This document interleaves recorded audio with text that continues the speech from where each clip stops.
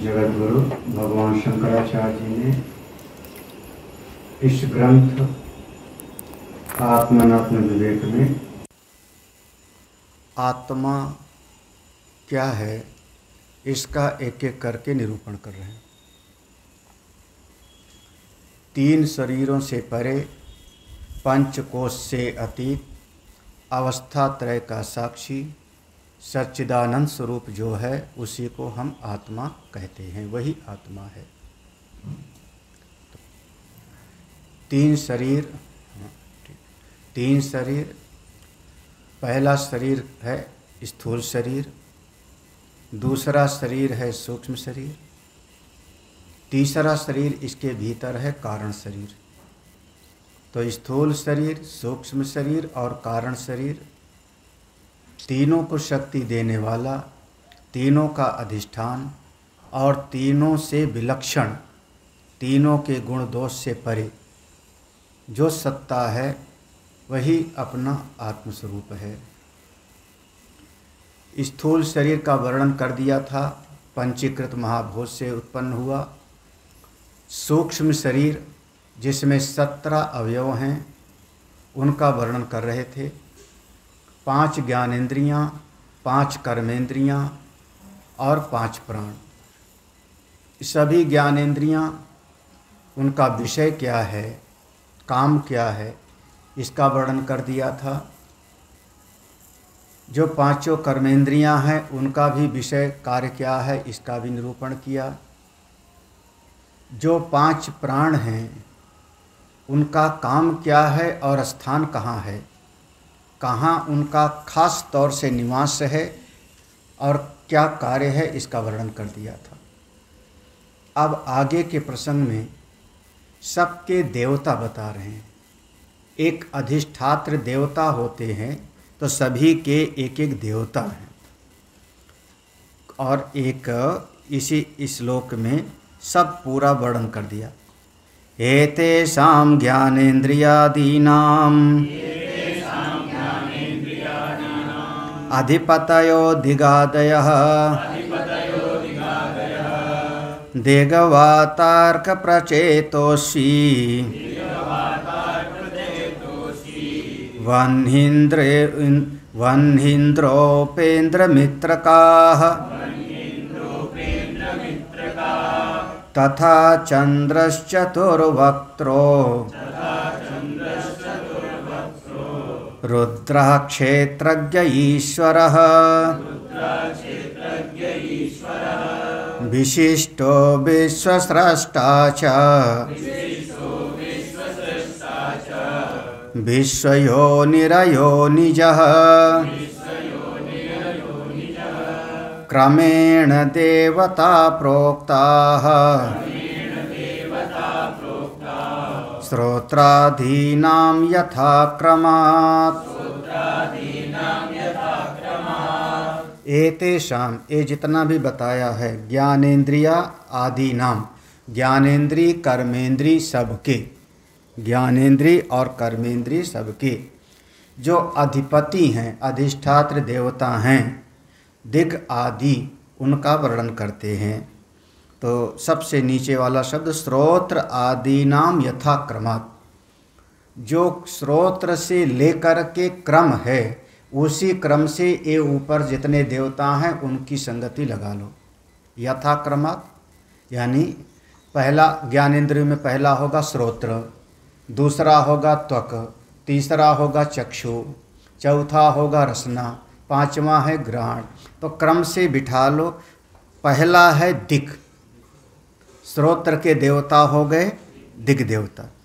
दूसरा इंद्रिय है ज्ञानेंद्रिय का त्वचा, श्रोत्र त्वचा, उसके हो गए वात माने त्वचा के वायु देवता। तीसरी इंद्रियां हो गई ज्ञान की चक्षु, तो चक्षु के कौन हो गए अर्क। देखो क्रम से बिठाना, दिक् वात अर्क।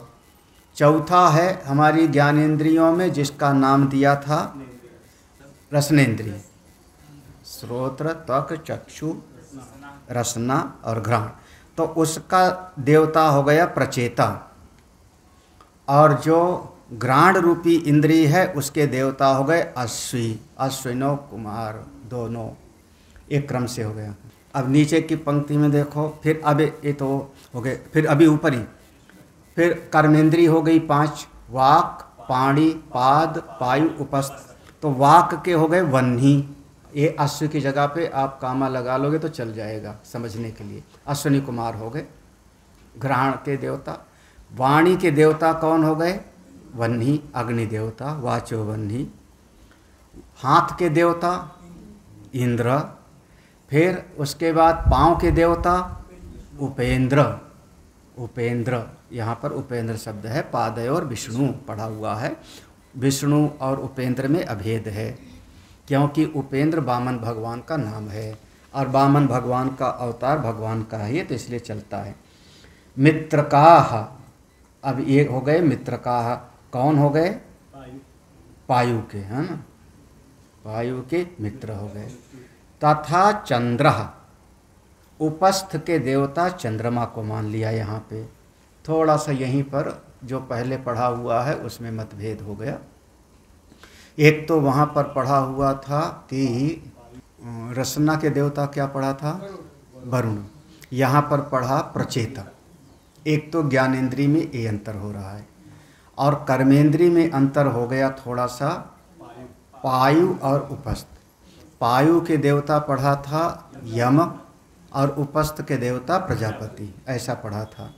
यहाँ पर हो गया पायु के हो गए मित्र और उपस्थ के हो गए चंद्र, ये अंतर है। अब अलग अलग प्रसंग में अलग अलग बात आ जाती है, लेकिन अपने चित्त में उसी को बिठाए रखना है। उससे गड़बड़ हो जाएगा तो बार बार गड़बड़ हो जाओगे। सीधा हमको वही याद है। हाँ, क्या? श्रोत्र से दिग्देवता, त्वचो वायु, चक्षु सूर्य, रसनाया वरुण, घ्राण से अश्वनी कुमार, वो पक्का याद है ना। वाचो वह्नि, हस्तयोर इंद्र, पाणयो विष्णु, पायो मृत्यु, उपस्थ प्रजापति, वो उसी को बिठाए रखो। यहाँ पर अंतर हो रहा है, तो अभी आगे और अंतर हो गया। देखो, चतुर्वक्त्रो, चतुर्वक्त्र किसके हो गए? मन के देवता। मन के देवता कौन हो गए? चतुर्वक्त, 4 मुख हैं जिनके, ब्रह्मा। रुद्र, रुद्र किसके देवता हो गए? बुद्धि के, क्योंकि यहाँ पर 17 में से मन और बुद्धि को लिया था, तो बुद्धि के देवता रुद्र और मन के देवता हो गए चतुर्वक्त, कौन? ब्रह्मा। अब वहाँ पर जो पढ़ा था रुद्र में तो झंझट नहीं होगा, क्योंकि अहंकारस्य रुद्रः, एक कभी पढ़ा होगा। चार अंतःकरण है, तो वहाँ पढ़ा था मनसो देवता चंद्रमा। मन का देवता कौन हुआ? चंद्रमा। बुद्धि के बुद्धेर ब्रह्मा, चित्तस्य वासुदेवः और अहंकारस्य रुद्रः, ऐसा 4 में पढ़ा था। तो अहंकार के रुद्र हैं और बुद्धि का एक हिस्सा है, तो वहाँ चलेगा। लेकिन यहाँ पर ऐसा फर्क है, थोड़ा सा अंतर हो गया अब जो पहले पढ़ा था इसमें, कि मन के देवता हो गए ब्रह्मा चतुर्वक्त्र और बुद्धि के देवता बता दिया रुद्र। अब आगे क्रम से 5 प्राण आएगा, तो 5 ज्ञानेंद्रियाँ हो गई, 5 कर्मेंद्रियाँ हो गई। अब 5 प्राण कर, 5 प्राण में पहला था प्राण। प्राण, प्राण के देवता हो गए क्षेत्रज्ञ, क्षेत्रज्ञ, प्राण के देवता हो गए क्षेत्रज्ञ। और अपान के देवता हो गए ईश्वर। फिर उसके बाद प्राण, अपान और आगे क्या था? हाँ, उदान। हाँ, यहाँ का क्रम जो रटा हुआ है, यहाँ के क्रम में फर्क हो रहा है ना थोड़ा सा। तो प्राण, अपान, उदान, तो उदान के देवता हो गए विशिष्ट। समान के देवता हो गए विश्वस्रष्टा और व्यान के देवता हो गए अयो निज विश्वयोनि, सारे जगत की उत्पत्ति करने वाले जो स्वयं किसी से पैदा नहीं, वो हो गए। क्रमेण देवता प्रोक्ता, इस प्रकार से क्रम से याद कर लो। सभी के 5 देवता हो गए, सब इंद्रियों के। 5 ज्ञानेंद्रियों के 5 देवता, 5 कर्मेंद्रियों के 5 देवता, 4 अंतःकरण के देवता और 5 प्राण के भी देवता। यहाँ पर सूक्ष्म शरीर के अंतर्गत देखो, स्थूल शरीर के साथ में अन्नमय कोश है और सूक्ष्म शरीर में प्राणमय कोश, मनोमय कोश और विज्ञानमय, ये तीनों समाहित होता है। इसलिए करें येषु प्राणमया कोशः क्रिया शक्तिमान कार्य रूपः मनोमयः इच्छा शक्तिमान करण रूपः विज्ञानमयो ज्ञान शक्तिमान कर्तृ रूपः एतत् सर्वं मिलितं लिंग शरीरमित्युच्यते कोशत्रयम् उच्यते। देखो अब वहाँ जो 5 कोश का था, अन्नमय कोश, प्राणमय कोश, मनोमय कोश, विज्ञानमय कोश, अन्न, तो अन्नमय कोश और स्थूल शरीर को मिला दिया, उसमें कोई भेद नहीं। जिसको हम स्थूल शरीर कहते हैं वही अन्नमय कोश है। अन्न से बना, अन्न खा के जिंदा है और अन्न मिट्टी में एक दिन मिल जाता है, तो वह स्थूल शरीर ही अन्नमय कोश है। लेकिन यह जो प्राणमय कोश, मनोमय कोश और विज्ञानमय कोश, इन तीनों कोशों को मिलाना पड़ेगा तो सूक्ष्म शरीर होगा। क्योंकि सूक्ष्म शरीर में ज्ञानेंद्री भी है, कर्मेंद्री भी है और 5 प्राण भी हैं, तो तीनों कोश सूक्ष्म शरीर के अंतर्गत आते। येषु प्राणमयः कोशः क्रिया शक्तिमान रूपः। अब यहाँ विभाग करके बस समझा रहे हैं। येषु, यह जो सूक्ष्म शरीर है, सूक्ष्म शरीर, इसमें जो 5 प्राण की शक्ति है, 5 प्राण की शक्ति, या प्राण अपान व्यान उदान समान, यह जो प्राण की शक्ति है यही समझना प्राणमय कोश है। क्यों? क्योंकि क्रिया शक्तिमान, इसी से शक्ति मिलती है, यही आपको कार्य करने की शक्ति देते। कार्य रूपा, हाँ, अगर आपकी श्वास प्रश्वास ठीक से न चले तो कार्य भी आप ठीक से नहीं कर पाओ, कहेंगे सांस फूल गई। तो आपको क्रिया करने की शक्ति, कार्य करने की शक्ति देने वाला कौन? ये प्राणमय कोश, यही प्राण अपान व्यान उदान और सम, ये ठीक ठाक चलते हैं तो आप काम करते हो। ये शक्ति ना देवें तो महाराज आप फिर लेटे लेटे मन से कल्पना करते रहो। हाँ, मनोमय कोश ठीक होवे, मन ठीक होवे, लेकिन ये शक्ति ना देवे तो लेटे लेटे फिर आप केवल कल्पना करोगे, लेकिन फिर कार्य नहीं कर पाओगे। तो कार्य करने की शक्ति देने वाला कौन हो गया? प्राणमय कोश। इसलिए कहा क्रिया शक्तिमान, जिसके भीतर क्रिया की शक्ति है। अच्छा, क्रिया की शक्ति है, काम करने की शक्ति है, तो काम करने की शक्ति के लिए ऊर्जा चाहिए, एनर्जी चाहिए, आपको बल चाहिए, ताकत चाहिए। वो ताकत कहाँ से मिलेगी? जब बाहर से आप चने खाओगे। हाँ, चना खाया कि नहीं? अभी नहीं खाया। चने खाए, चाय भी पिया। क्यों पिया? क्योंकि भीतर वाले को कार्य करने के लिए पेट्रोल चाहिए ना, जैसे गाड़ी को चलने के लिए पेट्रोल चाहिए। हाँ, तो अब उसके भीतर जब ऊर्जा चाहिए जिससे वो कार्य करे, तो उस ऊर्जा की प्राप्ति के लिए अब करेगा क्या? तो भीतर लगाएगा भूख, भीतर भूख लगाएगा। तो भूख और प्यास जो लगी वो किसका धर्म हो गया? प्राणमय कोश का। अब ये अन्नमय कोश का नहीं है, प्राणमय कोश का जो धर्म हो गया भूख और प्यास। इसीलिए अगर आप दिन भर लेटे रहो, दिन भर लेटे रहो, कुछ न करो, हाथ भी ना हिलाओ, तो भी शरीर में कम से कम 500 कैलोरीज आप खर्चा कर डालोगे।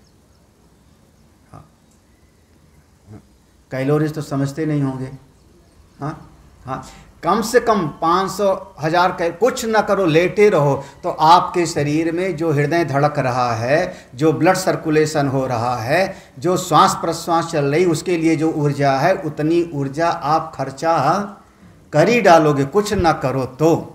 और करोगे तो जितना करोगे उतना आप कैलोरीज को खर्चा कर रहे हो। इसको कहते हैं महाराज कैलोरीज बर्न करो। नहीं करोगे, आपने खाया 4000 कैलोरीज और उसको जलाया कितना 1000, दिन भर पड़े रहे, खा के सो गए, लेटे हैं, जली कुल 1000, तो 3000 जो कैलोरीज बच गई वो फिर आपका तोंद निकालेगी। हाँ, फिर आपके भीतर बीमारी पैदा करेगी। हाँ, इसलिए जितना खाओ उतना उसका उपयोग भी करो। हाँ, क्या हुआ, नहीं समझ में आया? हाँ, जिसका पेट निकलता है विनोद कृष्ण सावधान रहना। हाँ, ये दो का जो है, खाओ तो ये खूब बढ़िया हो तो फिर हमारे राघवानंद जी फिट हैं बिल्कुल। राघवानंद, अमृत, अनुपम, वो हमारे सबसे फिट अंतर्यामी जी महाराज बिल्कुल। हाँ हाँ, ज़्यादा ही फिट हैं। हाँ, ऐसा ही होना चाहिए। हाँ, बिल्कुल ऐसा ही होना चाहिए। हाँ, अब वो जितना खाते हैं उससे जो है उतना वो पचा डालते हैं उसको ना। हाँ, तो आरती में बैठेंगे, पूजा भी करेंगे, ध्यान भी करेंगे, तो अपना पूरा का पूरा। राजेश्वरन भी फिट हैं। तो येषु प्राणमया कोशः क्रिया शक्तिमान कार्य रूपा। देखो, ये प्राणमय कोश में कार्य करने की शक्ति होती। अब देखो, अब कार्य करना है कुछ तो उसके लिए कोई न कोई प्रेरक तो चाहिए। तो बिना किसी इच्छा के कभी कोई आदमी कार्य नहीं करता। अब यहीं पर अपने आश्रम में ही कई लोग ऐसे आए, यजमान के परिवार के लोग, जिनके मन में इच्छा नहीं थी कि सत्संग सुने, तो सत्संग हाल में नहीं आए। मैं पहचानता हूँ। हाँ, तो सत्संग में आने की इच्छा नहीं हुई तो सत्संग नहीं आया, यही हुआ ना। तो सत्संग में आने वाला जो कार्य है उसके लिए बल कहाँ से आया? बोले इच्छा से। उसको करें मनोमय इच्छा शक्तिमान करण रूपा। ये जो मनोमय कोश है, मनोमय कोश, उसके भीतर इच्छा होती है। तो मनोमय कोश में मन और ज्ञानेंद्रियां, ये दोनों मिलकर के होता है मनोमय कोश। मन और ज्ञानेंद्रियां दोनों मिलकर के, क्योंकि ज्ञान होगा तभी इच्छा होगी। तो अच्छा, प्राणमय कोश में कर्मेंद्रियां और प्राण, कर्मेंद्रियां और प्राण मिलकर के एक प्राणमय कोश होगा। मनोमय कोश में मन और पांचों ज्ञानेंद्रियां मिलकर के मनोमय कोश कहलाएंगे। उसी में फिर कामना, इच्छा पैदा होती है, जिसके अनुरूप हम कार्य करते हैं कोई न कोई। अगला देखो, अच्छा, अब किसी भी चीज की इच्छा क्यों पैदा हुई? बोले उसके बारे में कुछ ज्ञान था। क्योंकि अज्ञात वस्तु की कभी कोई इच्छा नहीं होती, अज्ञात वस्तु की कभी कोई कामना नहीं होती। जिसके बारे में कभी सुना नहीं है, कभी देखा नहीं है, जाना नहीं है, उसको पाने की भी कभी कोई कामना नहीं होती। पूर्णतया अज्ञात वस्तु। हाँ, तो यही मूल चीज़ है। तो अगर आप सुख चाहते हो, इसका मतलब सुख भी ज्ञात है। नित्य सुख चाहते हो तो उसके बारे में भी आपको पता है, क्योंकि अज्ञात वस्तु की कभी कोई कामना नहीं होती। तो ये जो ज्ञात हुआ, जिसके बारे में कामना पैदा हुई, ज्ञान कहाँ पर हुआ? विज्ञानमय कोश में। तो बुद्धि प्लस 5 ज्ञानेंद्रियाँ, ये 5 ज्ञानेंद्रियाँ मनोमय कोश में भी जुड़ गई और विज्ञानमय कोश में जुड़। तो कह रहे हैं विज्ञानमयो ज्ञान शक्तिमान करते रूपा। तो विज्ञानमय कोश में बुद्धि और 5 ज्ञानेंद्रियां, ये दोनों को संयुक्त रूप से मिल करके तब हमको उसको कहते हैं ये हुआ विज्ञानमय कोश। अब दोनों में फर्क करना, मनोमय कोश में बुद्धि नहीं है, निश्चयात्मक बुद्धि नहीं। मनोमय कोश में मन प्लस 5 ज्ञानेंद्रियां, और विज्ञानमय कोश में मन नहीं है। विज्ञानमय कोश में बुद्धि प्लस 5 ज्ञानेंद्रियां, और प्राणमय कोश में प्राणमय कोश प्लस कर्मेंद्रियां। इतना मिलकर के अब अन्नमय कोश शरीर, प्राणमय कोश श्वास प्रश्वास, मनोमय कोश मन और ज्ञानेंद्रिय जिसमें इच्छाएं होती हैं, विज्ञानमय कोश बुद्धि और ज्ञानेंद्रियां जिससे हमारी बुद्धि में ज्ञान होता है। तो जिसका ज्ञान होता है उसको पाने की इच्छा हम करते हैं। अमुक चीज़ का ज्ञान हुआ, फिर उसको पाने की इच्छा करेंगे, फिर हाथ पांव करेगा उसका। एक क्रम है हमारे जीवन का, पूरे जीवन का। हाँ, आप बाजार में कोई ऐसे जिसके बारे में पता नहीं उसको खरीद के लाओ, हाँ, उसको खरीदने की इच्छा नहीं होगी। क्यों? क्योंकि उसके बारे में हमको पता ही नहीं। और अगर एक बार पता लग गया कि ये वाली किताब कहाँ मिलेगी, देखो ये वाली किताब कहाँ मिलेगी, ये वाली किताब पढ़ लें तो बहुत बढ़िया, तो ज्ञान हुआ किताब के बारे में। फिर हमने पूछा कहाँ मिलेगी, बता दिया अमुक पुस्तक भंडार पर मिलेगी, तो अब उस पुस्तक को खरीदने की हो गई इच्छा।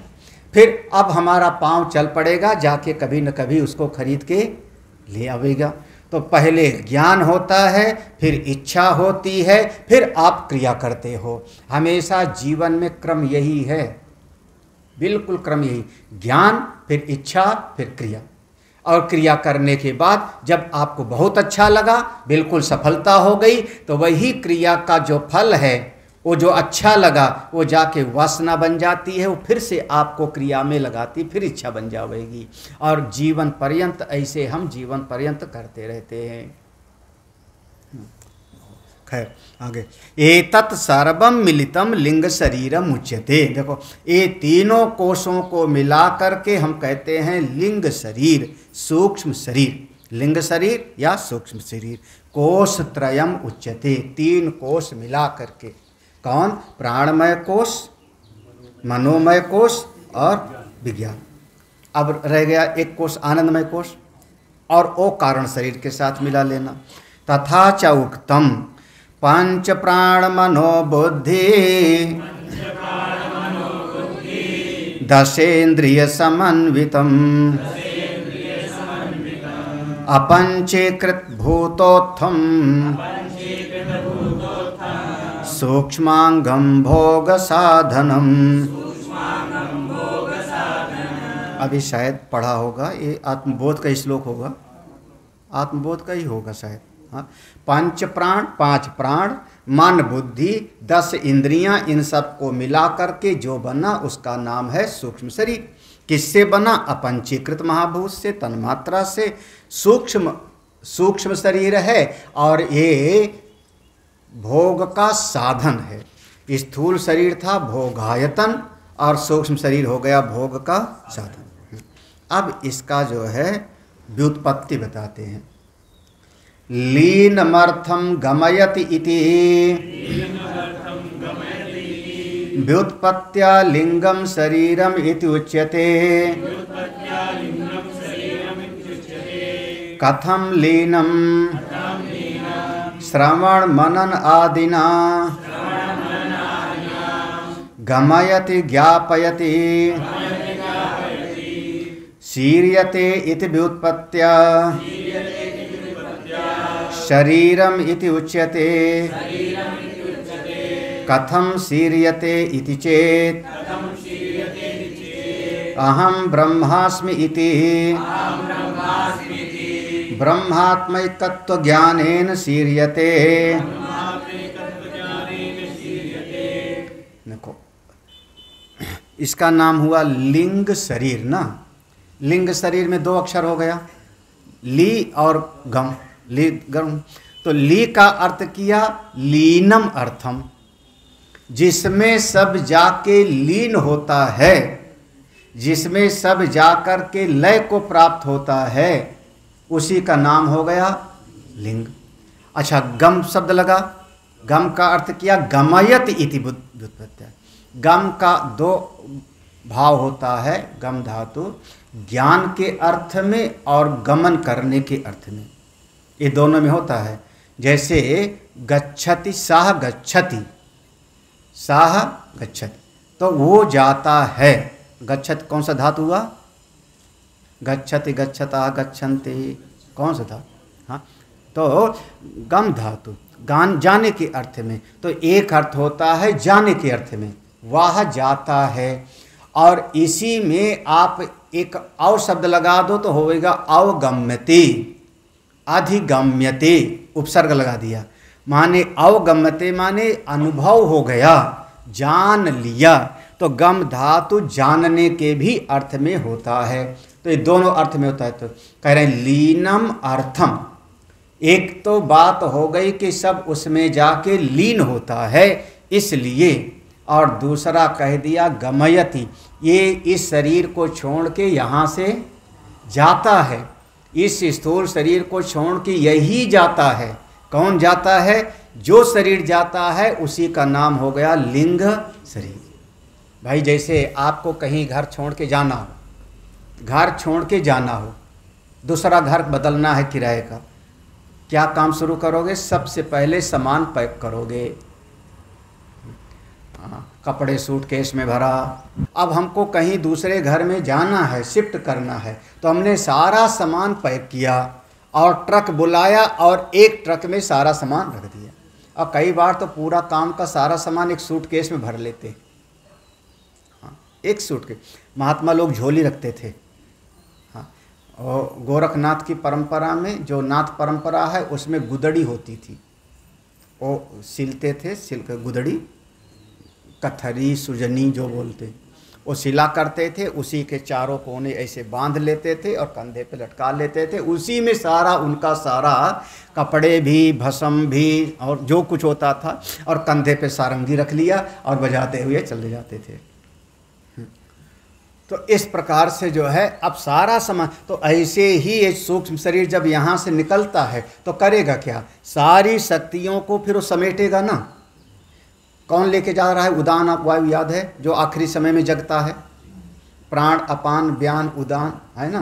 तो उदान जब निकलेगा तो करेगा क्या कि उदान जब मालिक है तो सारी ये जितनी शक्तियां हैं, पांचों ज्ञानेंद्रियों की, पांचों कर्मेंद्रियों की, पांचों प्राण में से सबकी शक्ति को पैकिंग करेगा। तो उसका नाम हो गया लीनम अर्थम। वो लेकर के फिर गमयति, फिर इस शरीर को छोड़ करके जाएगा। तो इस अर्थ में लिंग शब्द बनता है। लिंगम, लिंग शरीर आपने कहा, क्यों सूक्ष्म शरीर को? क्योंकि लीनम अर्थम और गमयत इति व्युत्पत्ति, ये उसके दोनों अक्षरों की व्युत्पत्ति हो गई। हाँ, लिंगम शरीरम उच्च। कथम लीनम? अच्छा, कैसे लीन होगा ये सूक्ष्म शरीर? तो कहते हैं श्रवण मनन आदिना गमयति ज्ञापयति। लीन कैसे होगा? तो कहते हैं श्रवण मनन निधिध्यासन जब करोगे, ये तो यहाँ से वहाँ गया तो लीन तो पूरा समाप्त हुआ नहीं, केवल समेट के चला गया। फिर वहाँ जाके अपना सामान खोल लेगा किसी और शरीर में, सब इंद्रियों की शक्ति खोल लेगा, तो पूरा तो हुआ नहीं। तो कहा अगर आपने सत्संग का श्रवण किया, मनन निधिध्यासन किया, तो पूरी तरह से आत्मा का बोध हो जाएगा। गमयति ज्ञापयति, अनुभव हो गया। तो लिंग शरीर के जितने अवयव हैं सबका सब हो। जैसे कोई पुराना मोटरसाइकिल हो 20 साल का, तो गैराज वाला, कबाड़ी वाला सब क्या करता है? सारे पार्ट्स उसके काट के अलग कर दे। ऐसे लिंग शरीर का जितना वो था मिला हुआ, 5 ज्ञानेंद्रियां, 5 कर्मेंद्रियां, सब उसके विखंडित हो जाएंगे और सब अपने अपने में जा करके समा जाएगा। कब? जब श्रवण मनन निधिध्यासन से अपने आत्मा का ज्ञान हो जाएगा, तो पूरी तरह से ये छिन्न भिन्न हो जाएगा। इसलिए इसको हम कहते हैं लिंग शरीर। जब तक बना है तब तक आना जाना है। जब इसका सब पार्ट्स अलग अलग हो गए तब, अब हम तो सिखा सिखा के थक गए, तुम तो आत्मा हो, नाम रूप के परे हो। वाचारंभणम विकारो नाम ध्येयम मृतिका इत्यव। किसका नाम लिया?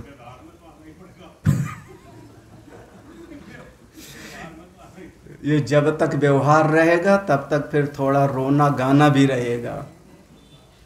व्यवहारिक सत्ता है ना, तो व्यवहारिक सत्ता में राम जी भी रोए। चलो, व्यवहारिक सत्ता में फिर भगवान कृष्ण का भी जो है कलंक लगा चोरी का, दुनिया भर के बवाल हुए। व्यवहारिक सत्ता मानो और फिर रो और गा, उससे नहीं बचोगे। व्यवहारिक सत्ता को स्वीकार करना मतलब अनुकूल और प्रतिकूल परिस्थिति से बच फिर नहीं पाओ। इसीलिए भगवान भाष्यकार ने व्यवहारिक सत्ता को माना ही नहीं उन्होंने। हाँ, उन्होंने व्यवहारिक सत्ता को स्वीकार ही नहीं किया। 2 अवस्था, अग्रहण की और अन्यथा ग्रहण की। एक अग्रहण जिसमें आत्मा का बोध नहीं हो रहा है, सुषुप्ति, और दूसरा विपरीत ग्रहण, किसमें? स्वप्न में और जागृत अवस्था, दोनों एक ही थैली के चट्टे बट्टे हैं। अन्यथा ग्रहण और अग्रहण दो ही अवस्था होती, कोई तीसरी अवस्था नहीं होती।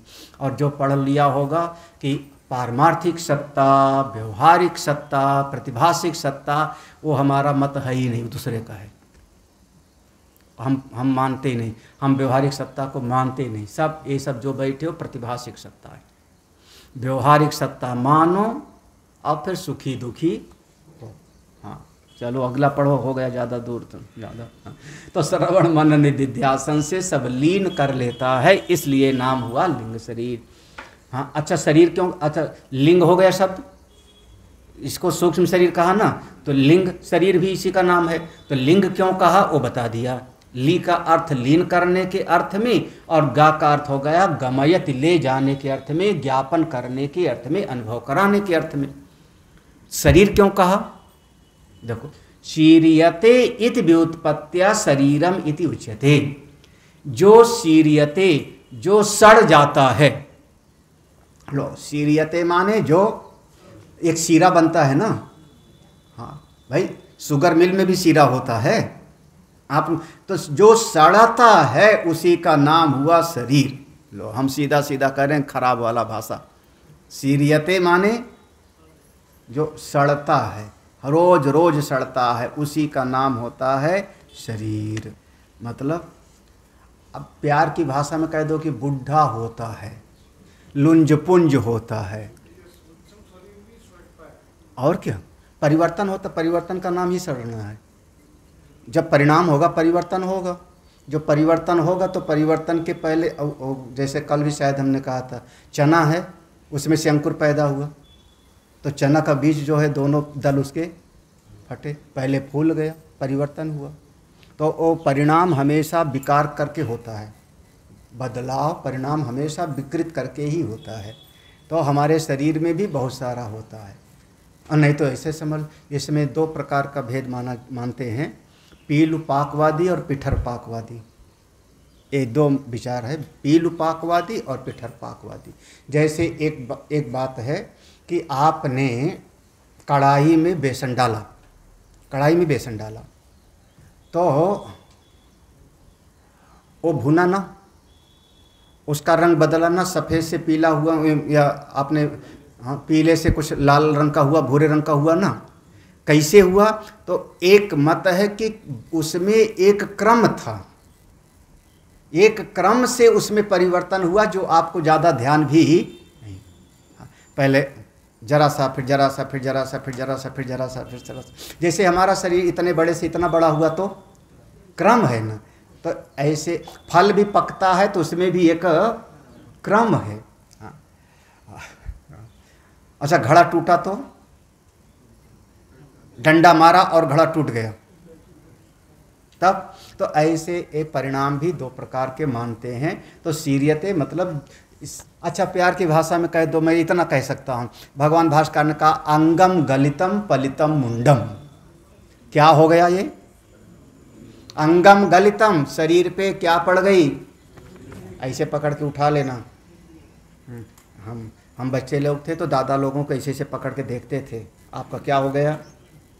लटक गया। अभी मत देखो अपना। हाँ, तो ये क्या हो गया? शीर्ण हो गया। हाँ, बाल क्या हो गए हमारे? सफ़ेद हो गए, ये शीर्ण हो गया। अब सड़ी रहा है बस, और कुछ नहीं। शीर्यते इत व्युत्पत्त्या, कथम शीर्यते, कैसे शीर्ण होता है? तो अंतिम बात कह रहे हैं, अहम ब्रह्म अस्मि इति ब्रह्मात्मैकत्व ज्ञानेन। जब आपने, अच्छा ये शरीर शीर्ण हो गया, बदल गया, फिर दूसरा शरीर मिल जाएगा आपको, तीसरा शरीर मिल गया तो 84 लाख शरीर मिलेगा। तो कहते हैं असल में जब आपने आत्मा की ब्रह्म स्वरूपता का बोध कर लिया, तब आपका शरीर मिलना हमेशा के लिए समाप्त हो जाएगा। हाँ, इसलिए इसका नाम शरीर है। ब्रह्मात् अहम ब्रह्म अस्मीति ब्रह्म आत्मेकत्व ज्ञानेन शीर्यते, हमेशा के लिए छूट जाएगा। कब? जब ब्रह्मात्मैक्य बोध होगा तब। और अगर ब्रह्मात्मैक्य बोध नहीं हुआ तो शरीर बदलेगा, परिवर्तित होगा, और फिर दूसरा शरीर आपको धारण कराए। बस ये चलता रहता है। अच्छा, अब यहीं पर वो भी समझ लो, इसका नाम देह क्यों कहा गया। अब प्रसंग आ गया है तो भी समझ लो, लिंग शरीर दोनों का विभाग कर दिया, बता दिया। देह क्यों कहा, दाह भस्मीकरणे इति व्युत्पत्त्या लिंग देहस्य पृथ्वी पुरः सरम क्षय इति उच्यते। ये पहले भी आ चुका है कहीं पर। दाह भस्मीकरणे, देह कहा जाता है जिसको भस्म कर दिया जावे, भस्म करने के, जला देने के अर्थ में, इस अर्थ से इसका नाम हुआ देह। तो ये जो स्थूल शरीर है, स्थूल शरीर, इसको तो हम जला देते हैं, मरने के बाद दिखाई पड़ रहा है। लेकिन जो सूक्ष्म शरीर है, सूक्ष्म शरीर, वो जब ज्ञान होगा, जब ज्ञान होगा, जब भी ज्ञान होगा, तो सूक्ष्म शरीर के जितने अंग हैं अपने कारण में जाके लीन होता जाएगा। थोड़ा ध्यान से समझना, ये अपने कारण में कैसे, तो जैसे हमारी घ्राण रूपी ज्ञानेंद्रिय है, वो जाकर के फिर पृथ्वी में लीन हो जाएगी। पृथ्वी में, पृथ्वी जाकर के कहाँ पर, जल में लीन हो जाएगी। जल जाकर के तेज में, तेज कहाँ, वायु में, वायु कहाँ, आकाश में, और क्रम से पृथ्वी पुरः सरः। और इस प्रकार से ये जितने अंग थे हमारे सूक्ष्म शरीर में, वो सब के सब अपने अपने कारण में, जैसे वाणी थी, वाचो बंधी, वाणी, वाणी हमारी है, वाणी कहाँ से बनी थी, आकाश से, तो वाणी आकाश में जाके लीन हो जाएगी। तो जितनी हैं वो सब अपने अपने कारण में चली जाएंगी। और आपका सूक्ष्म शरीर भी सब का सब वो गैराज में कट पिट गया, तो अब दोबारा आना जाना नहीं है। अरे कई बार होता है भाई, अगर आपने एक डब्बा, वो शायद कंपनी वाले कहते हैं बोतल में पानी पियो फिर बोतल को तोड़ दो, ऐसा बोलते हैं ना, बोतल को तोड़ दो। बोतल आपने तोड़ दिया तो फिर अब उस बोतल में दोबारा पानी नहीं भरेगा, अब जाएगा फिर प्लास्टिक के कारखाने में कचड़ा बन करके, कबाड़ बन के। लेकिन अगर बोतल पानी पिया और फेंक दिया तो प्लेटफार्म पर कोई ना कोई बोतल बिनने वाला बिन लेगा, उसमें फिर पानी भरेगा, और पानी भर करके नलई से पानी भर के और फिर ट्रेन में बेचता है। बोतल कहाँ से मिली, क्योंकि किसी ने उस बोतल को फेंक दिया था या पानी पिया और तोड़ दिया आपने, तो हाँ तोड़ दिया तो तोड़ दिया। तो ऐसे जो है ये सारा लिंग शरीर जितना है सब कर्म से उसमें अपने अपने कारण में लीन हो जाता है पूरा सारा, इसलिए इसका नाम हो गया लिंग शरीर। अब आगे आ गया कारण शरीर, हाँ कठिन वाला है। कारण शरीर माने अज्ञान, अविद्या, आनंदमय कोश, आनंदमय कोश भी। और अच्छा ये फिर से आएगा, ये पंक्ति फिर से आ जाएगी आगे, चलिए हाँ सीरियते वाला फिर से आ जाए। कारण शरीर क्यों कहा उसको, तो पंक्ति फिर से आ जाएगी, कल ही पढ़ते हैं आप। ओम पूर्णमदः पूर्णमिदं पूर्णात् पूर्णमुदच्यते पूर्णस्य पूर्णमादाय पूर्णमेवावशिष्यते। ओम शांति शांति शांति। हरि ओम श्री गुरुभ्यो नमः। हरि ओम।